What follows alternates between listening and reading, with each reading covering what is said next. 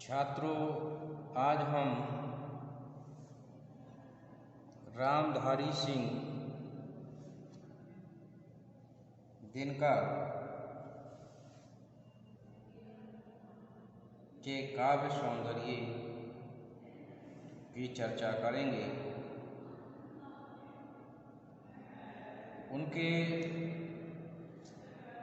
अनुभूति और अभिव्यक्ति पक्ष को जानने की चेष्टा करेंगे।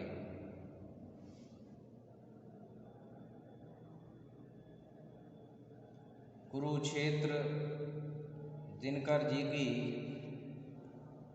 प्रौढ़तम कलाकृति मानी जाती है।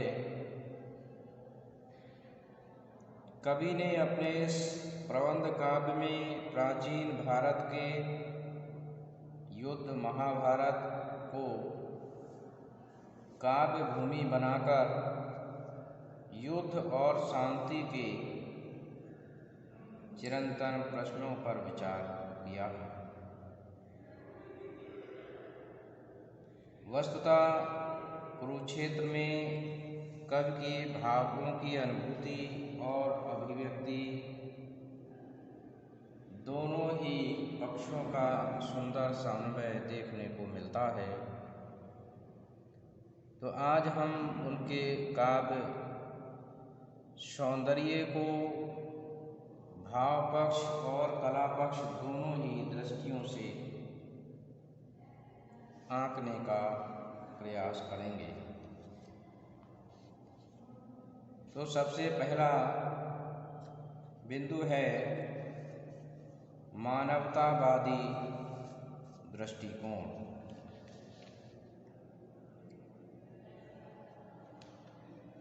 दिनकर जी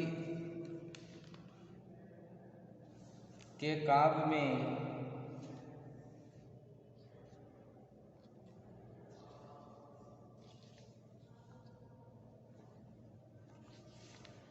मानवतावादी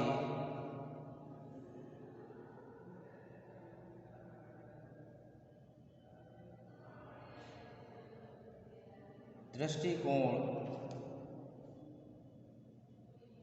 परिलक्षित होता है, क्योंकि कवि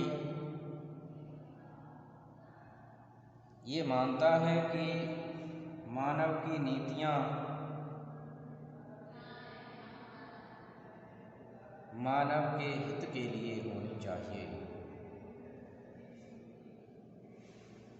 इसलिए नीति का संचालन भी धर्ममय होना चाहिए।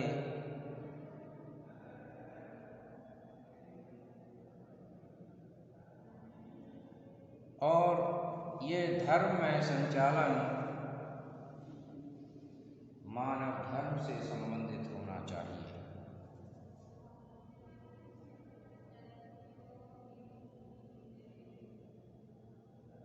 धर्म से आशय हिंदुत्व या इस्लाम से नहीं, बल्कि समस्त मानवता से।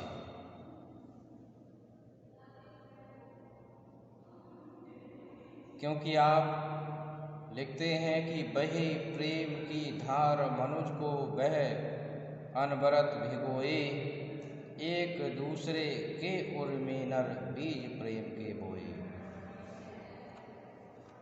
तो इस प्रकार से मानव के मन में प्रेम की भावना होनी चाहिए। दूसरा जो महत्वपूर्ण पक्ष है शोषण का विरोध। दिनकर जी ने अपनी कविताओं के माध्यम से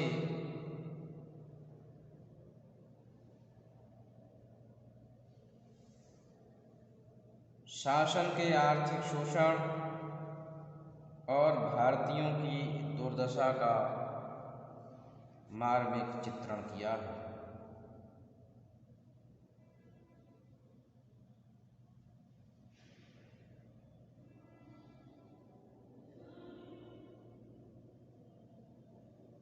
दूध के लिए बिलखते हुए बच्चों को देखकर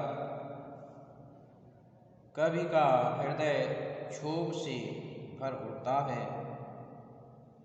वह समाज की अभावग्रस्त अवस्था को देखकर उत्तेजित हो उठता है और वह लिखता है कि वे भी यही दूध से जो अपने श्वानों को नहलाते हैं, वे बच्चे भी यही कब्र में दूध दूध जो चिल्लाते हैं। हटो व्योम के मेघ पंथ से स्वर्ग लूटने हम आते हैं, दूध दूध को वस्त्र तुम्हारा दूध खोजने हम जाते हैं। तो इस प्रकार से एक ओर तो विलासिता का साम्राज्य है, तो दूसरी ओर निर्धन लोगों के बच्चे मृत्यु की शैया पर लेटे हुए दिखाई देते हैं।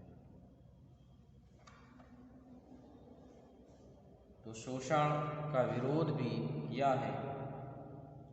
अतीत का गौरवगान दिनकर जी अतीतकालीन वीरों एवं वैभव के माध्यम से देशवासियों को स्वत प्राप्ति का संदेश सुनाते हैं।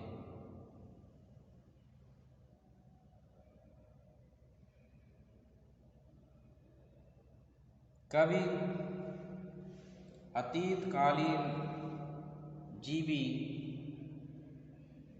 कवि नहीं है, बल्कि अतीत का प्रयोग कवि क्रांति के स्वरों को उन्मुख करने के लिए प्रयोग करता है।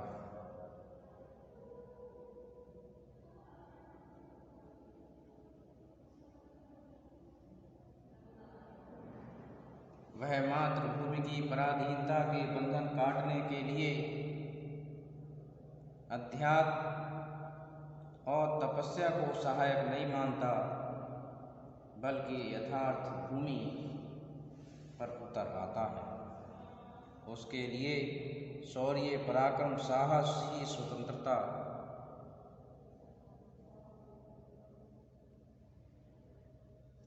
को प्राप्त करने के साधन है। रस निरूपण की यदि बात की जाए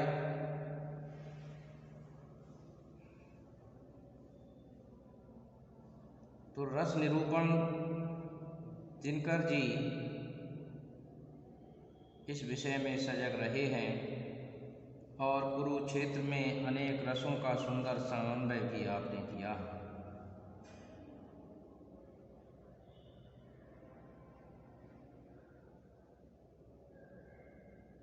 उनके काव्य कुरुक्षेत्र में विविध रसों का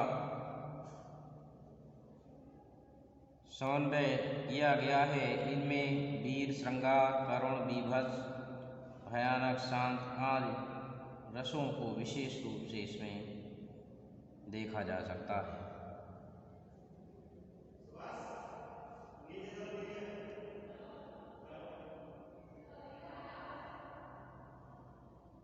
इसके बाद अब हम उनके प्रकृति चित्रण को देखते हैं कि प्रकृति सदैव मानव जाति को अपनी ओर आकर्षित करती रही है और कभी तो वैसे भी संवेदनशील और भावुक प्राणी होता है। दिनकर जी ने कुरुक्षेत्र में प्रकृति के विविध रूपों का अंकन किया है। आपने प्रकृति को उद्दीपन, आलंबन, उपदेशिका, मानवी आदि विविध रूपों में चित्रित किया है।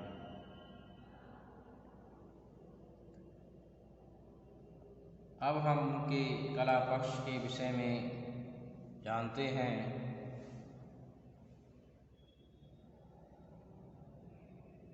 तो सबसे पहले भाषा के विषय में जानते हैं कि कुरुक्षेत्र की भाषा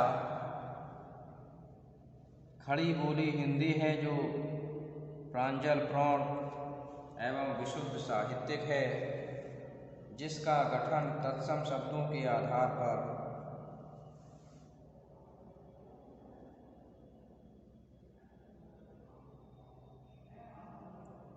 हुआ है। आपकी भाषा में ध्वन्यात्मकता, लाक्षणिकता, वक्रता, प्रतीकात्मकता, चित्रात्मकता को देखा जा सकता है, जिसमें लोकोक्ति एवं मुहावरों का सहज प्रयोग हुआ है। इस प्रकार से आपकी भाषा सजीव और जीवंत दिखाई देती है।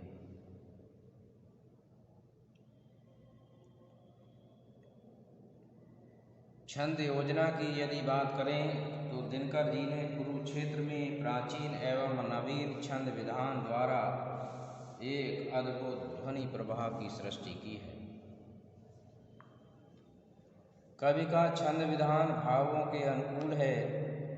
कुरुक्षेत्र में तुकांत और अतुकांत दोनों प्रकार के छंदों को कवि ने अपनाया है।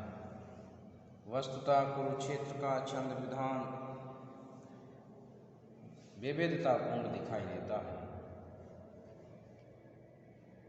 अब हम अलंकार योजना को देखते हैं कि कुरुक्षेत्र में दिनकर जी ने भावों एवं विचारों को सरसता एवं स्वाभाविकता के साथ पाठकों को हृदयंगम करने के लिए विविध प्रकार के अलंकारों का प्रयोग किया है। आपने रूपक, उपमा, उत्प्रेक्षा, दृष्टांत, मानवीकरण, विरोधाभास जैसे अनेक अलंकारों का प्रयोग अपने काव्य में किया है। अब हम गुण योजना की यदि बात करें तो काव्य में प्रमुख 3 गुण ओज, माधुर्य और प्रसाद माने जाते हैं और कुरुक्षेत्र में ओज गुण की प्रधानता है। यत्र तत्र माधुर्य और प्रसाद गुण का भी प्रयोग हुआ है, परंतु प्रमुख ओज गुण ही रहा है। तो इस प्रकार से यदि हम भाव पक्ष और कला पक्ष दोनों दृष्टियों से देखें तो दिनकर जी का काव्य एक उत्तम काव्य ठहरता है। धन्यवाद छात्र।